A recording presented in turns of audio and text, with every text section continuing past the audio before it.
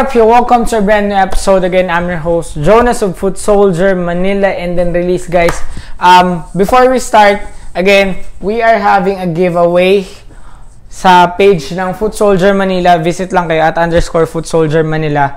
It's gonna be Jordan 1 Starfish Low. Ano yung size nyo, yun yung makukuha nyo. Okay, so follow nyo lang yung mechanics. Tapos, available na pala to via pre-order sa page naman ng @_unreleasedph for only $6.99. After nung pre-orders lahat, pag napuno na yon, hindi na kami maglalabas online. Pero dito sa store, meron, pero konti lang yon. Okay? So, yun. Yun na nga, may mga dumating na pairs kanina. Nag-hoard ako ng pairs kay Noan Serrano at Noan Easy. Shoutout sa'yo. And also kay Paulo Santos. Shoutout sa inyong dalawa. Visit na kayo dito. Tama na, pambababain yung dalawa. Pumunta na kayo dito. So, yun. Steel pair. Yun yung nakita nyo kanina sa video. Kaninang umaga pa yon. So, bago kami magbukas, pero gabi na, inayos ko na. Yung iba nasa loob na. Yung iba nandito pa kasi naubusan ako ng shrink wrap. Pag brand new kasi yung shoes, sinishrink wrap namin. Ganito siya para sure na maging tumagal yung buhay niya. Pero pag used, wala, ganyan lang siya. Since used pair naman na. And gusto ko lang din pala ipakita sa inyo, guys, yung bagong setup ng Footsoldier. So, everyday, may bago dito. Tapos, yun, yung Travis. Nung last vlog kasi, hindi pa to dumating. Itong bagong setup. So, ito patay kasi close na kami actually. Nag-vlog lang ako. So, ito, kung makikita nyo, dito ko lalagay yung grail pair as of the moment dito sa store. Kunwari, bukas may ibang grail pair, papalitan ko to. Or, every week, pwede ko siyang palitan. But for now, this is the shoe of the month, I think. Parang ganun. So, yun. Ano pa bang bago? Meron tayong mga bago dito, mga Drew. Galing to kay No One. So, yun. Shoutouts again kay No One. Pero, may gusto lang ako ipakita sa inyo kasi sobrang, paano ba? Sobrang tuwan-tuwa kasi ako sa Dunk or sa SB Dunk train or hype ngayon eh. Kasi, yun nga, as you know guys naman, o sa mga nakakakilala sa akin, mahilig din talaga ako sa SB. So, kung makikita nyo yung suot ko. Pero, most of the time, ayoko yung mga usual SB na nakikita nyo kung saan-saan lang. Ayoko yung ganun eh. So, yun. Gusto ko yung ayaw ng tao. Kahit GR, basta ayaw ng tao, dun ako. So, ito,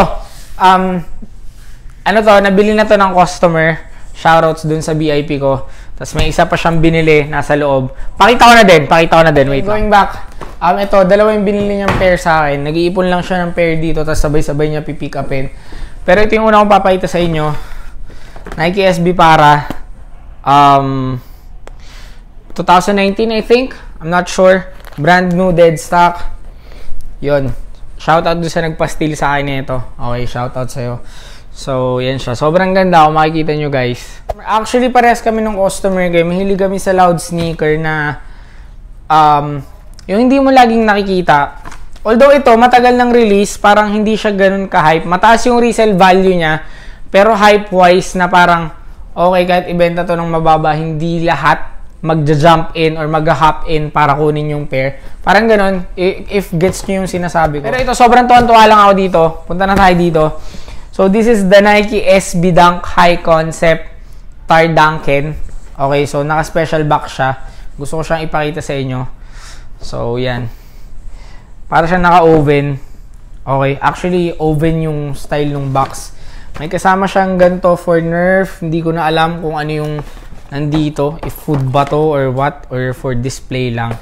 Pero naka-tray siya. Tapos, may kasama na rin siyang crew socks, Nike SB concept din. So, yan. So, sa mga hindi nakakaalam, si Nike SB is ganyan talaga sila. Madalas sila mag-release ng sneakers na naka-special box. Especially if it's a collaboration. Pero hindi lahat eh. Sa pagkakatanda ko, hindi naman lahat ng collab may special box. Pero mostly, meron. As far as I remember.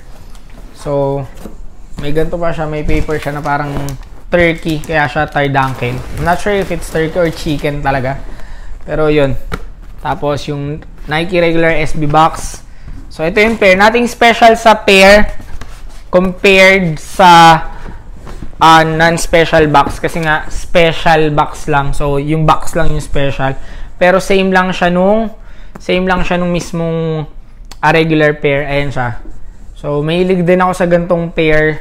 Parang yung customer ko. Kaya nung inalok ko to sa kanya, kinuha niya agad. So dalawang pair yung kukunin niya sa akin. So kung makikita nyo, para siyang may something dito. Parang feather. Tapos ito yung gusto ko sa Nike SB. Yung different material ginagamit nila sa sneakers. So kung makikita nyo, parang ito is nubuck. Di ko alam kung anong material to, pero kakaiba siya. Tapos ito, hindi rin siya suede. Hindi ako sure pero iba eh. Tapos ito, medyo nubuck din ata to. So yan pa. I can say na siguro 5 or 6 materials yung ginamit dito. So yan. Ayun lang naman for today, guys. Again, available to for pre-order din. Sa may mga gusto, available siya via pre-order. So, ayun. Visit kayo sa store. Again, the location is number 64B, Scout Rallos, Quezon City. So, ayun guys. Yun lang for today. Gusto ko kayo makita dito. Till next time, I'm out. Peace!